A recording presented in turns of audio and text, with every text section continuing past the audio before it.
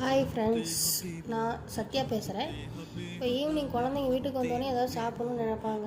என்ன செய்யலாம்னு யோசிச்சப்போ சரி சேமியா செஞ்சிடலான்ட்டு சேமியா தாங்க இப்போ செய்ய போகிறேன். சேமியா ஏற்கனவே வறுத்த சேமியா ஒரு பாக்கெட் சேமியா எடுத்திருக்கேன். நம்ம வறுக்க தேவையில்லை. அதுக்கு நம்ம என்ன பண்ணலாம், ஒரு தக்காளி, ஒரு பெரிய வெங்காயம், 2 பச்சை மிளகாங்க, ஒரு பிஞ்சு மஞ்சள், அவ்வளோதாங்க இன்க்ரீடியன்ஸு. இப்போ நல்லா வணக்கி விட்டுக்கலாம். வணக்கினதுக்கப்புறம் உப்பு போட்டு 400 ml மட்டும் தண்ணி ஊற்றுங்க. அதிகமாக ஊற்றாதீங்க, சேமியா குழஞ்சிரும். தண்ணியிலேயே நம்ம கேரட்டு, பீன்ஸையும் போட்டுக்கலாம். நீங்கள் பீன்ஸையும் கேரட்டையும் வணக்க வேண்டாம், அது கலர் மாறிடும்.